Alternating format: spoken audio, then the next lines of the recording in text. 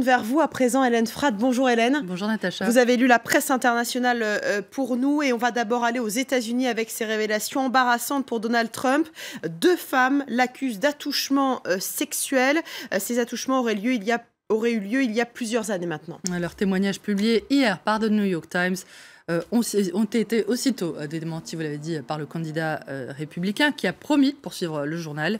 Non, assure son équipe de campagne, Donald Trump n'a pas eu de geste déplacé envers Jessica Litz, qui l'accuse de l'avoir pelotée alors qu'elle était assise à côté de lui dans un avion il y a plus de 30 ans.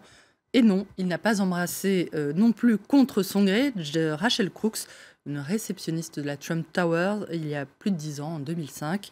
Si les 2 femmes ont finalement choisi de parler après tant d'années, selon The New York Times, c'est parce qu'elles n'auraient pas supporté les dénégations du milliardaire qui s'est défendu de manquer de respect envers les femmes après la diffusion d'une vidéo où on l'entend tenir des propos obscènes à leur égard.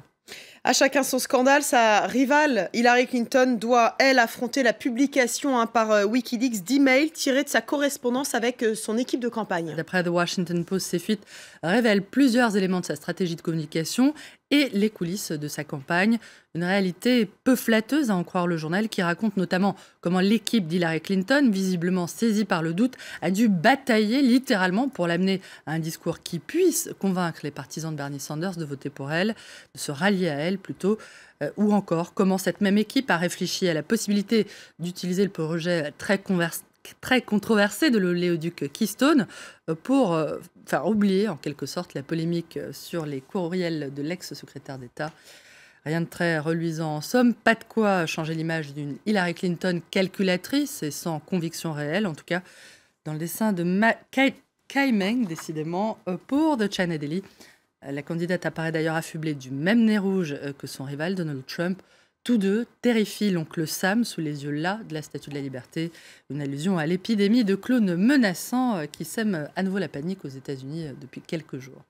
La presse internationale parle également ce matin, Hélène, des États-Unis et de la coalition internationale qui se prépare à soutenir l'offensive irakienne à Mossoul. La tentative de reprendre cette ville du nord du pays, qui comptait encore 1,5 million d'habitants avant d'être remportée par l'organisation État islamique, fait la une du Wall Street Journal qui annonce que la mission de la coalition affronte plusieurs ornières sur sa route, une série d'obstacles dont l'attitude de la Turquie qui estime être mise à l'écart de la bataille.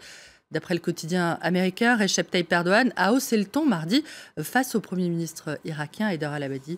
Après que celui-ci a critiqué la présence militaire turque dans son pays, le président turc lui a demandé de rester à sa place. Je le cite, « Tu n'es pas mon interlocuteur, tu n'es pas à mon niveau. Peu importe que tu cries depuis l'Irak, nous continuerons à faire ce que nous pensons devoir faire », a lancé Erdogan, ajoutant que l'armée turque n'avait pas de leçon à recevoir. Ce à quoi le Premier ministre irakien a répondu en se moquant à son tour du président turc, qui s'était adressé, on s'en souvient, à ses compatriotes via son téléphone portable au moment du coup d'État raté contre lui. « Nous ne sommes pas vos ennemis et nous libérerons notre pays grâce à la détermination de nos hommes et non par des appels lancés depuis des téléphones portables », je cite.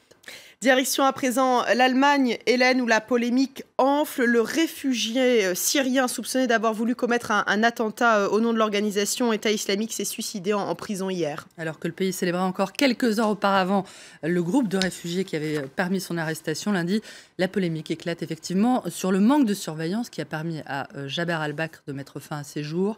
Le détenu aurait été retrouvé pendu dans une cellule de l'infirmerie de la prison où il se trouvait, d'après Die Welt, qui rapporte que le jeune homme de 22 ans avait accusé les auteurs de son arrestation d'avoir été les complices de son projet terroriste.